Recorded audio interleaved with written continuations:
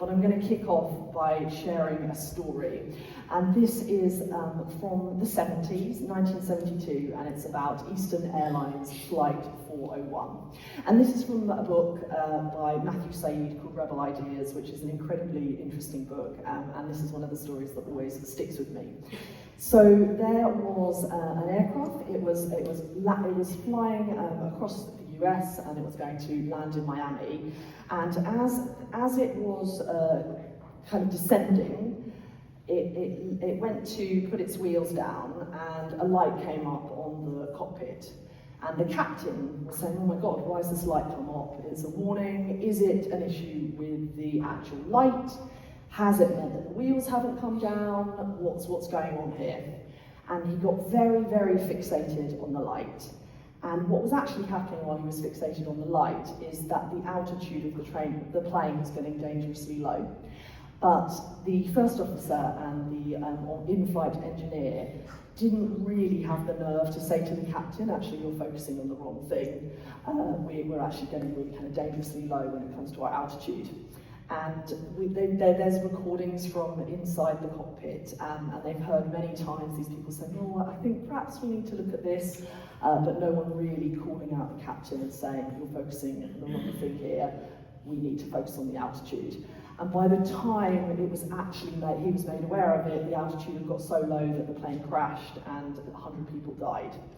And this was a really big wake-up call for the aviation industry. Very, very hierarchical, a lot of kind of lack of challenge within the industry. And it made them say, "Okay, this kind of thing can't happen again.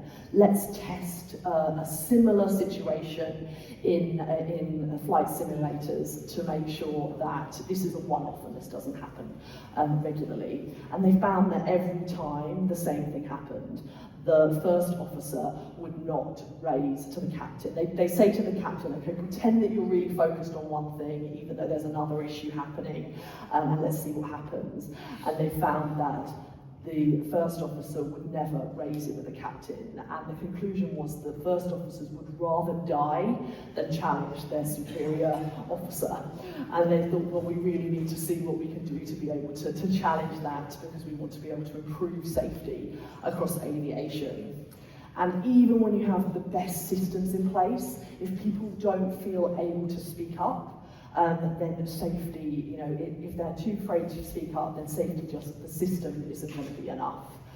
So they ended up putting a new process into place called crew resource management. And it was about flattening hierarchy, strengthening communication, and making sure that every voice in the cockpit was able to be heard. And it statistically made a massive, massive difference to safety in the aviation industry. You're able to really, really see how it improved. So it's about being able to understand when you have those systems in place, that's fantastic, and you can have so much skill and understanding in a room, but actually if people don't feel safe to speak up when they spot a problem, or even as mentioned earlier, you're talking about that marriage of people from different backgrounds, different experiences, to be able to say, actually, I'm coming at this from a different perspective, and to be able to do that in a respectful way and in an understanding way is really important to be able to innovate and do better things going forward. And then Jake actually mentioned to me yesterday about a pilot, Martin Bromley, who his wife tragically died in what should have been quite a routine procedure.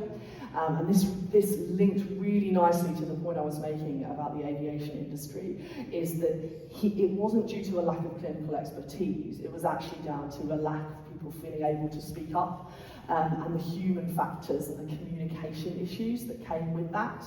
And so he has done lots of work around that, being able to bring in that clinical human factors, which he brought from learnings from the aviation industry to think about what are some of the things that we need to do from a human perspective to help create that safety and that ability for people to be able to speak up and challenge.